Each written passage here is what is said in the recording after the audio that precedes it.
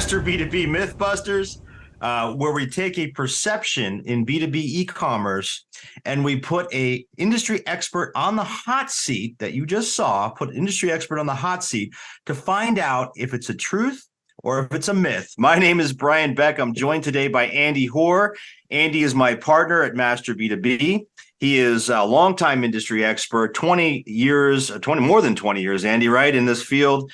He led e-commerce and B2B for Forrester Research. He's a CEO of Paradigm B2B, a thought leader on speed dial with CEOs all over the world. Does that exist anymore, speed dial? I don't think so. Anyway, Andy, good to be here with you today on a Mythbusters session. It's actually been a while since we've introduced ourselves. We'll probably be introducing each other at our funerals. We might be. But for those of you who don't know Brian is a 17-year industry veteran. He worked in as a practitioner on the B2B side with Harbor Freight Tools, on the B2C side with PacSun. He was with a systems integrator. He's written a book called $1 Billion B2B E-commerce. And in his spare time, he's also managing partner for the company called Inceva, which helps B2B companies sell more effectively on Amazon. So Brian, yes, great to be here. Can't wait to jump in. This is a great topic. Yeah, this is a great topic. We're going to be talking about the C-suite digital experience. Before we do that, folks, as with all of our sessions, we want to hear from you. Use the chat function to add questions into this. And this will be also available via playback and on demand, so you can also listen to this session after the fact. So please, we want to hear from you. And we'll also be, at the end of this, we'll be putting this question to the vote, so you can vote on whether our special guest has busted the myth or not. And today, Andy, the topic, myth or reality, the C-suite must have digital experience for e-commerce to be successful in B2B. And Andy, I was looking at the people joining us. I mean, this topic is huge. It's really hot and important. We've got folks like Matt Swan's here from A Southern, BASF, SHI's here, Dave Venning, Sofidel's here, Derek Defoe, Zebra, Jordan Blake's here, Keysight Technologies, Traffic Safety Warehouse, Jamin, Stephen Jawor's here from Schneider. And this is a great group, and it's an important topic, right? As we think about what the implications are here. And we have some examples we're going to share, Andy. So why don't we jump into just setting the stage a little bit? I think we have a couple slides here. You want to set the stage up for us for this question? Yeah, there's actually been some research done around this.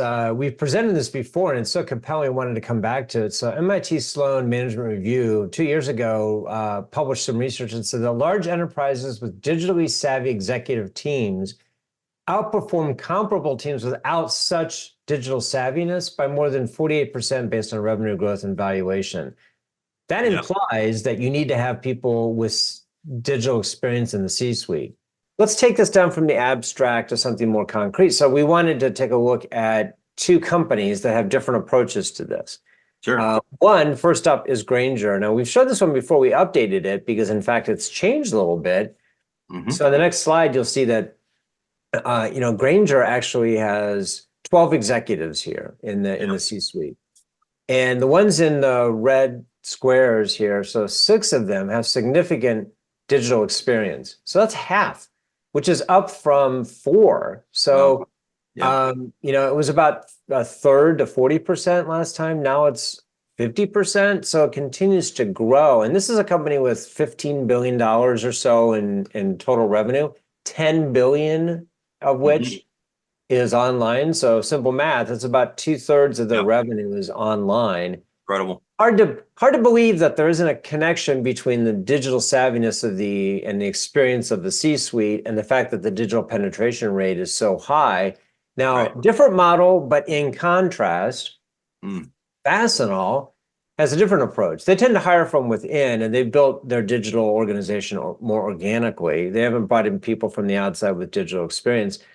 And what you see here is basically of the 10 people I've listed here, not really any of them have significant digital experience. Now, despite that, and by the way, Anthony Barisma is somebody who joined recently, or somebody who's been with the company for a while, but recently inherited the digital chief digital officer, the digital remit for his in his role. But again, he doesn't have significant digital experience. They have people here who built this from the ground up, but their digital penetration rate, $1 billion, nothing to sneeze at, out of 7 billion is about 15-16%. Right. So again, it's a snapshot here, but Grainger, 50% of the people have digital experience, 67% digital penetration rate.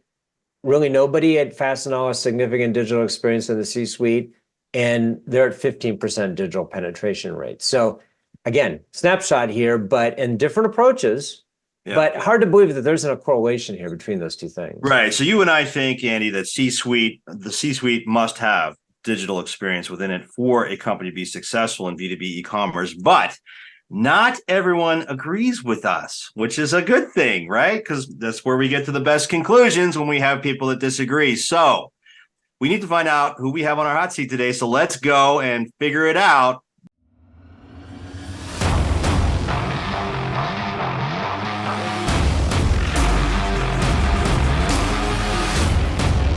Oh my, that's pretty hot. Did we scare you off with the hot seat? Are you wearing a neoprene suit?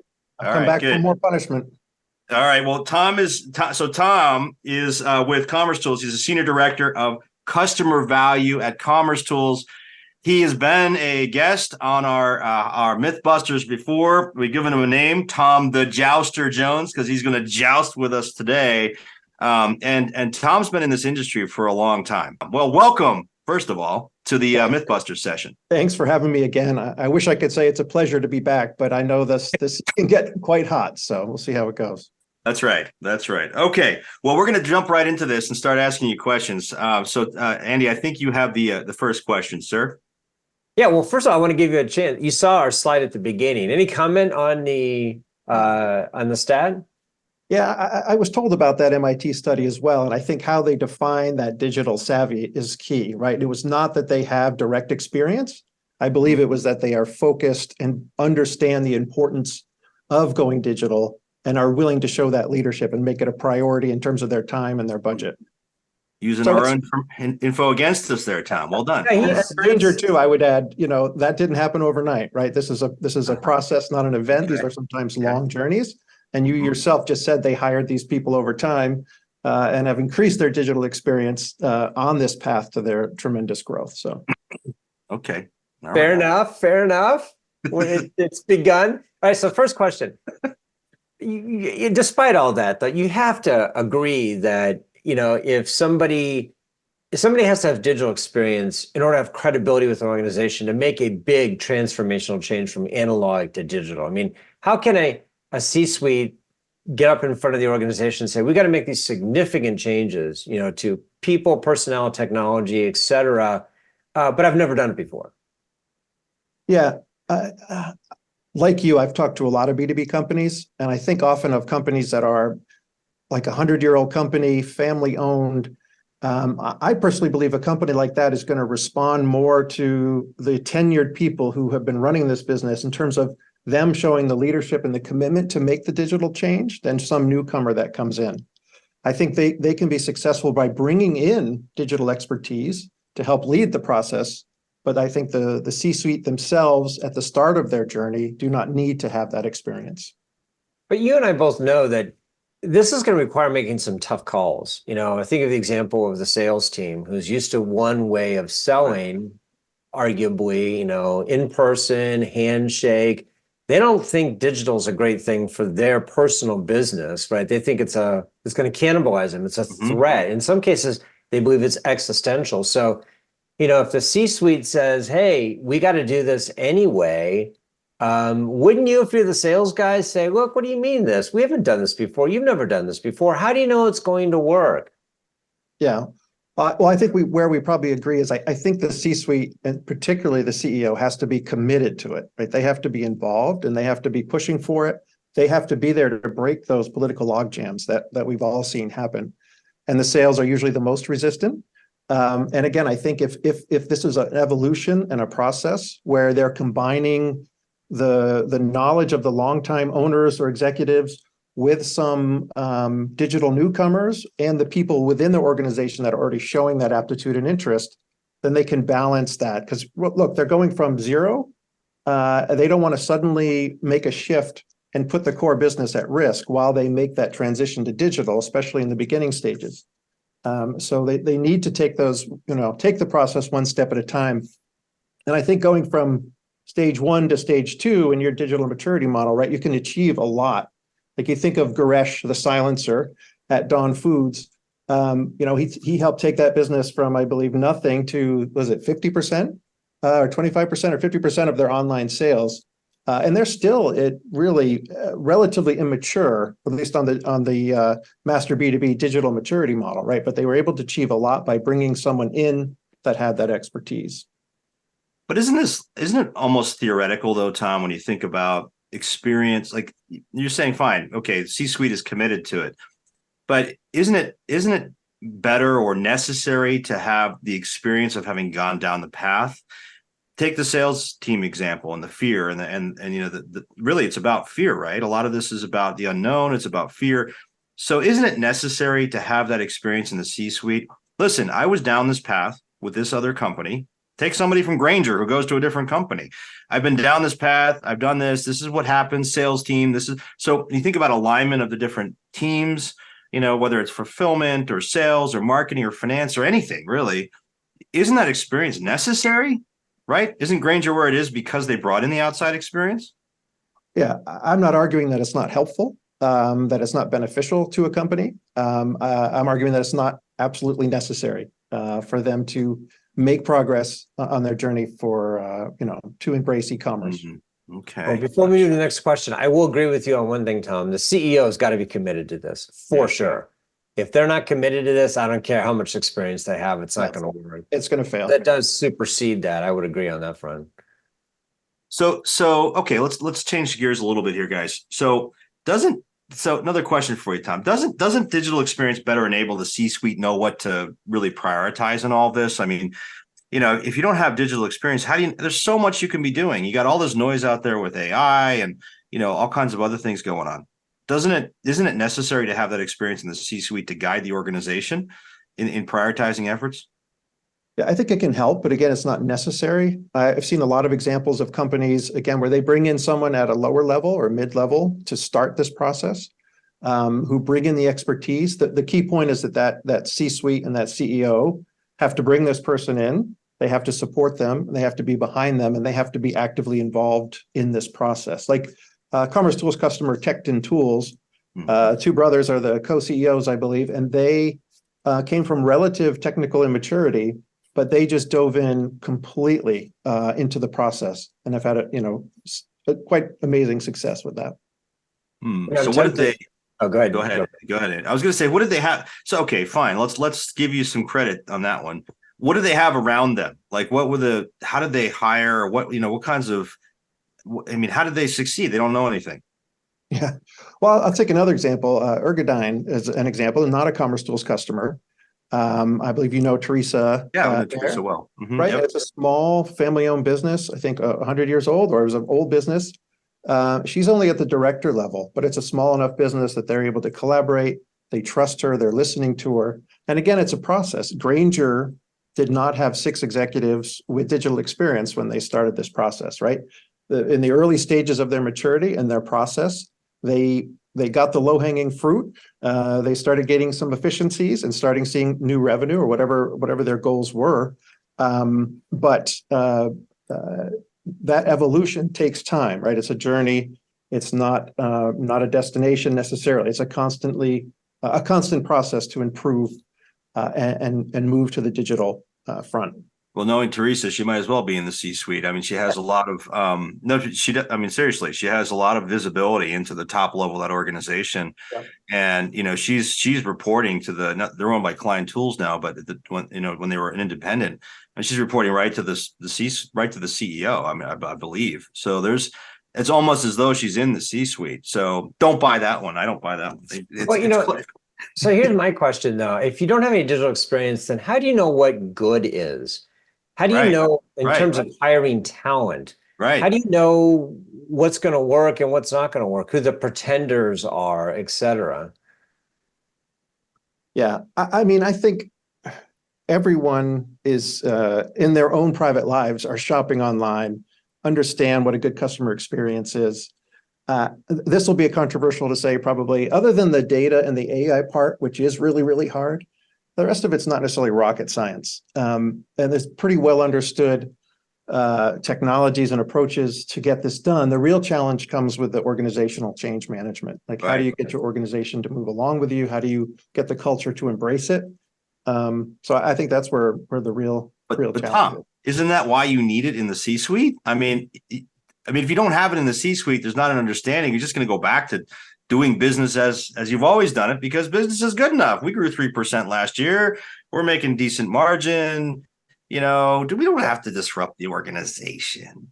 Right. Well, those businesses are not going to be around in a number of years. So what I'm talking about is the businesses where the C-suite, whether they have the experience or not, recognizes the importance of e-commerce and makes that commitment to do so. Whether they have the experience is different than whether they recognize the importance of doing that and bringing in the right people.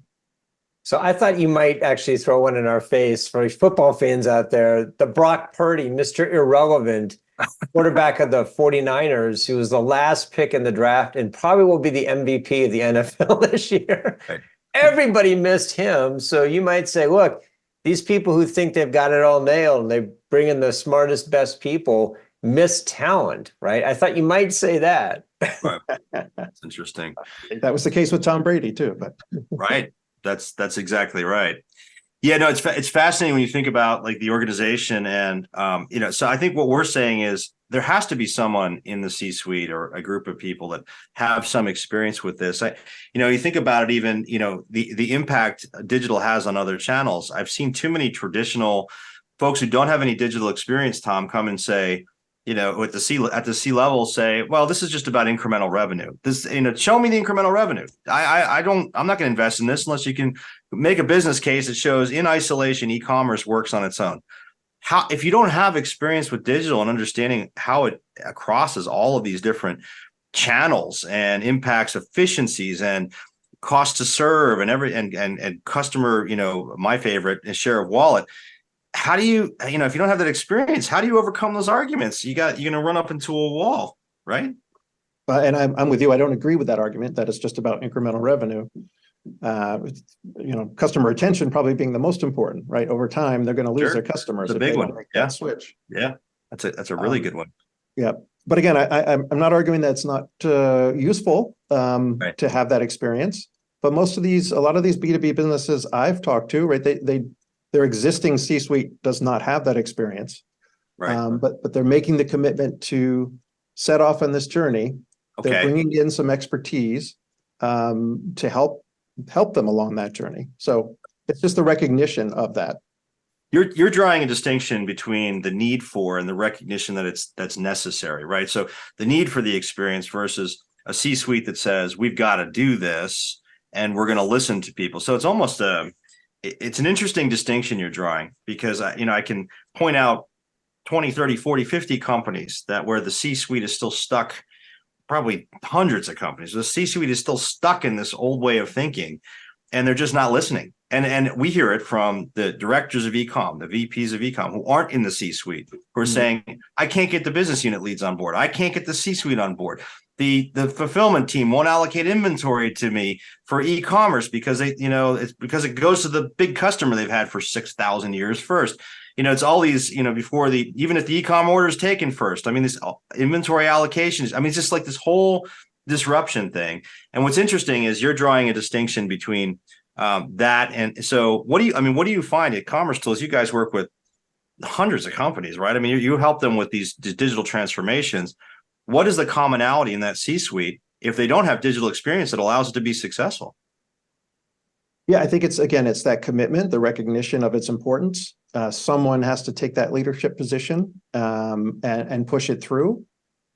Interestingly, think of Zorro or some other customers that technically had digital experience, but it was sort of outdated with legacy systems, and they still had to bring in people with the latest knowledge to move their business forward. Okay. And what do you hear from those C-suites when how do you know, as commercetools walking in, how do you know that this is a company that's ready at the C-suite level? Aside from their digital experience, how do you know that they're ready? What do they tell you? Or just the fact that you're there, is that enough? Yeah, if we're at the table, that's a good sign, but not always, right? Not always, because it's could be IT led where they want to go down this Sure. path, or they're fascinated with the shiny new technology, but that doesn't necessarily mean the C-suite's on board. Right. But honestly, that is part of our qualification process, because we don't believe someone's going to be successful unless the business is aligned behind the initiative.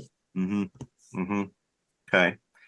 Andy, I think you've got a question about voice of customer here. Well, I do, because I mean, we can agree or disagree on what we just talked about, but at the end of the day, the most important thing, bar none, is that C-suite understands the voice of the digital first customer. And Right. we just don't live in a world anymore where it's an offline driven experience. It's mostly online driven. It can, in many cases, be hybrid, especially in B2B, but it starts with people learning about things online, and it may end with them buying online, but at least it starts online. How do you grapple with a company where maybe even the C-suite doesn't even buy stuff online? They still think everything has to be done with a handshake and a smile and an in-person meeting. How do you move that organization over to understanding what a digital first customer experience even looks like? Yeah, again, I hope I'm not repeating myself too much, but it feels like, or it seems to me, they if they don't have that experience, right, they have to bring some of that expertise in. And there's always people agitating within the business who are usually the ones closest to the customers who want to move things towards digital. And speaking of the voice of the customer, I think there's still a good balance to be made between the people who have been running the business for a long time and know their customers and know their products, to balance that with someone who's being acting as the voice of the digital customer, so that they can make that transition without damaging their core business as they make that transition. And Tom, as we think about, so you're talking about a balance of digital and traditional experience. When we think about, the traditional executive who understand, traditional meaning they don't have digital experience, traditional doesn't, they just haven't worked in the digital side. What if they have that kind of recognition that they have to digitally evolve the organization? What benefits do you think that traditional experience would bring to the digital transformation or e-commerce effort? Yeah, I think they're people that are going to know their customers the best, be most aware of maybe some of the pains and the challenges that they're facing every day.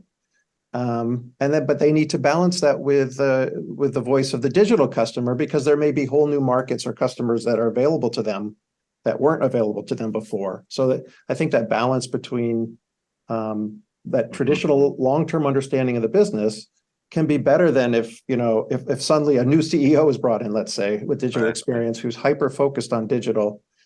And maybe moves too fast. Maybe that's not a good thing to say, but maybe moves too fast and causes harm to the business. Yeah, what do you think those digital executives might miss? Let's say, I don't know, Jeff Bezos goes to run Grainger. It's just an extreme example, but I'm joking in some ways. But what if taking someone like that, or the fellow who ran Walmart, Andy, who was that, or there was whatever his name is. Anyway, someone from a traditional e-com, pure play e-com business going in to run I don't know, Fastenal or MSC or whatever. Is there something they might miss? Yeah, I think very likely. And I think it's important, no matter how experienced someone is in digital, when they come in, that they have to do their own due diligence within that business. They have to interview customers, interview salespeople, interview customer service people, and come to their own conclusions, and not come with too many preconceived notions, so that they can, I think, really tap into where they should start in terms of what they should prioritize. Right. But you don't think that experience is necessary. In fact, it sounds like you're arguing that it could actually work against the business because they don't maybe understand the traditional business as well. Yeah, I think if it's all one or all the other extreme, that could cause harm. Whereas a balance in the early stages could be more productive. Yep. Well, let's see what the audience has to say about it, Brian. Let's do that. Let's go ahead and post the poll question. Now, the C-suite must have digital experience for B2B e-commerce to be successul. I think the key here is the word must. We all know it's nice to, but do you think they must have this experience? If you say no, that means you agree with Tom. If you say yes, that means you agree with us. Either one of us can be right, but it's an interesting question for sure. Yeah. No, it really is. And I think, to me, there's got to be somebody in the C-suite that has this, at least one person. And you and I have talked about the chief digital officer and all that. But Tom, any kind of final words as we wrap up here in terms of your argument to get your final word in to convince folks that you're right? Depends how many have voted so far. Right. Yeah, I just think this is important for every business today. I think we all agree on that the ones who do not go on this journey are going to have problems, serious problems, if they even exist in 5 years. But to get there, the important thing is to start, and that they have, they probably have people within their organization that can start to lead, and then they can bring in experts from outside to start them down this journey, because it's not going to happen overnight, but they need to get started. So I will say one thing in support of what Tom said, because I think you made two interesting points that I hadn't considered when we started this discussion. One is that I think it's a critical component of the C-suite that they be humble. There has to be humility about this, that they don't maybe understand everything that's happening. I've met some very digitally savvy people who are not very humble. And frankly, they're probably going to be less successful than the ones who aren't digitally savvy, but recognize That's a good point. and concede that we need to bring in some people with expertise and defer to those folks. The other thing is, you made an interesting point, Tom, about people agitating from the bottom. It is we focused here about the C-suite having digital savviness, but it's also possible that a C-suite could galvanize the agitators and have bottom up as well as top down. And it's possible that a very digitally savvy CEO wouldn't waste his or her time with a bottom up approach and ignore that. So there are some blind sides here for both sides that are worth considering. You're talking about a mutiny, Mr. Hoar. Well, I'm by definition agitator. So that's right. That's right. Well, Tom, thank you very much. We got a couple quick announcements here. I'm going to reveal the poll results. So, Tom, thank you for your participation today. You've been made some good arguments. Let's see what the audience had to say, Gabe. If we have that ready, let's take a look and see if he busted the myth. Oh, Tom did not bust the myth. No, he did. Wait a minute. I always get this wrong. You always read this backwards. I always get this backwards. No, myth is busted. Okay. According to the audience, he busts the myth. Yes, and I think the key word here is must. Right. If we'd said, hey, would it be nice? The answer would be overwhelming yes. But the question is must. And that is a good question. No. Because some organizations are trying to figure this out. Do we have to have people in the C-suite, or can we hire that, bring it in, and concede that we have people who can do this better than us? So congratulations. Tom the Jouster Jones is 2-0. Well done, Tom. Whatever I say first, I'm always wrong on the votes. For some reason, I always read them wrong. Andy, any final words before we wrap up? Yes, the next time I see you, Brian, it's going to be 2024. So you're going to be a year older, as they always say. That's right. So happy holidays, everyone. Enjoy your holiday. We'll see you in January 2024. Take care, folks. Happy New Year.